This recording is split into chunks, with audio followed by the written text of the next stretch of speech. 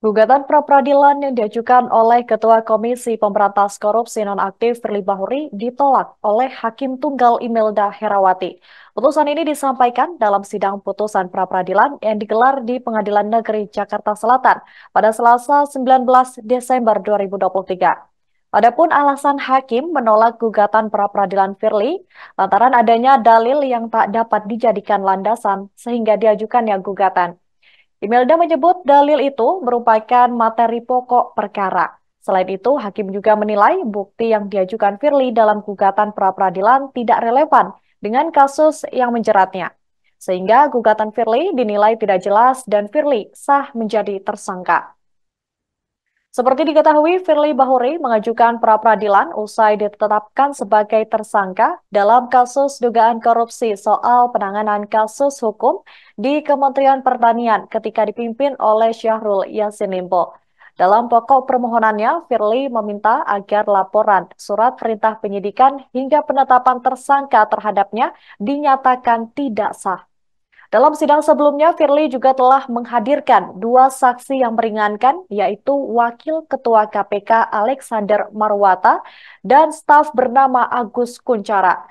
Pensiunan Jenderal Polisi Bintang 3 itu juga menghadirkan Yusril Iza Mahendra sebagai saksi ahli.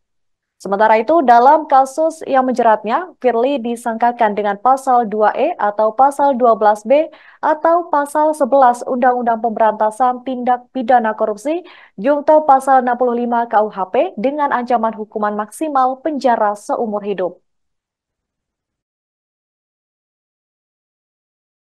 Menimbang bahwa terhadap eksepsi termohon tersebut, hakim mempertimbangkan sebagai berikut.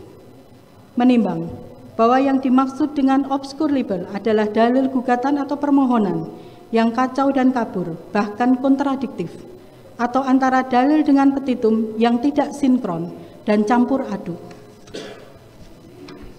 Menimbang bahwa setelah mencermati surat permohonan pemohon tertanggal 24 November 2023, junto surat perbaikan permohonan pemohon tertanggal 11 Desember 2023, tercantum hal-hal sebagai berikut.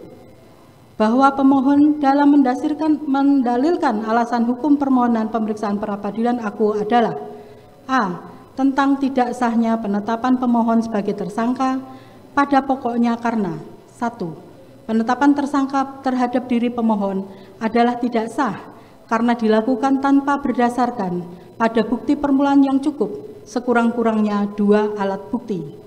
2. Pemohon tidak memenuhi unsur mens rea atau sikap batin dan aktus serius atau perbuatan yang dilakukan dalam perbuatan yang disangkakan kepada pemohon.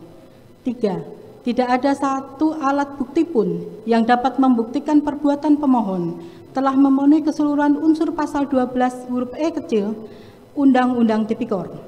4. Tidak ada satu alat bukti pun yang dapat membuktikan perbuatan pemohon telah memenuhi keseluruhan unsur pasal 12 huruf B besar Undang-Undang Tipikor. 5. Tidak ada satu alat bukti pun yang dapat membuktikan perbuatan pemohon telah memenuhi keseluruhan unsur pasal 11 Undang-Undang Tipikor.